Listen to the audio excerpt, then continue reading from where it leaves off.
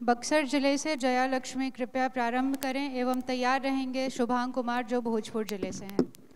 हर रंग को खुद में समेट कर जो वह खौफ खड़ा है, जाति धर्म के दायरे से जो आगे बढ़ा है, नैतिक निष्पक्ष समावेशी संविधान है वो जो 75 वर्ष के बाद भी सहज खड़ा है।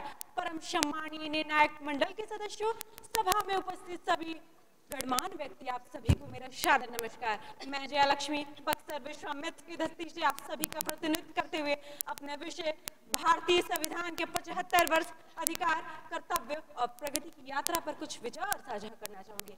आज जो हमारा भारतीय संविधान के 75 वर्ष का जश्न मना रहे हैं, ये केवल एक दस्तावेज नहीं बल्कि हमारे पूरे लोकतंत्र की आत्मा है, जिसने हमें एकता, समानता और स्वतंत्रता का अधिकार दिया, जिसने हमें ये सिखाया कि किस प्रकार से हम अपनी आवाज को उठा सकते हैं और किस प्रकार हम अपने जीवन में सम्मान पूर्वक जी सकते हैं। जी हाँ मान्यवर, मैं ये भी बताना चाहूंगी कि हमारा वही भारत है जिसकी हम सोच को लेकर अग्रसित हुए हैं कि युवा पीढ़ी इस भारत को एक नए विश्वास, एक नए प्रयास और नए अभ्यास के साथ उजागर हो। एक युवा पीढ़ी हमारे भारत को एक बड़े नेतृत्व के रूप में उजरे।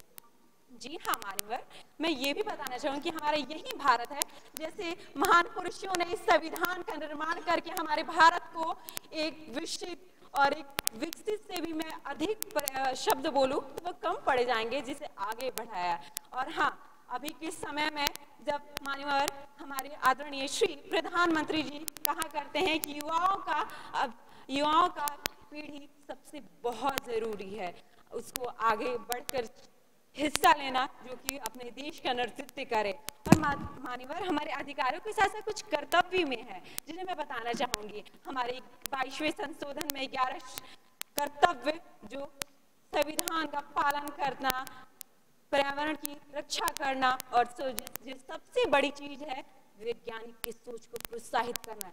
जी हाँ मान्यवर, हमारे देश के जिम्मेदार व्यक्ति हर किसी को होना चाहिए, ना सिर्फ केवल वो सिखाने पर, अपितु वो स्वयं के अनुसार होना चाहिए कि क्योंकि हम अपने भारत को विकसित के रूप में देखना चाहते हैं। हम देखना चाहते हैं कि जिस युवा पीढ़ी ने जिस इतने प्रयास इतने वर्षों से हमारा देश इतना विकसित को लेकर सोच रहा है वो आगे बढ़े, वो नहीं। और मान्यवर मैं अंत में ये भी कहना चाहूंगी कि हमारा संविधान याद दिलाता है कि अधिकारों का आदर करे, कर्तव्यों का पालन करे और प्रगति में योगदान करे।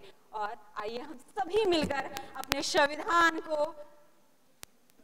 के नियम को जो बनाया है उससे अपनाकर हमारे देश के हमारे माननीय जो प्रधानमंत्री हैं उनके सपने को सजागर करें। धन्यवाद। जय हिंद, जय भारत।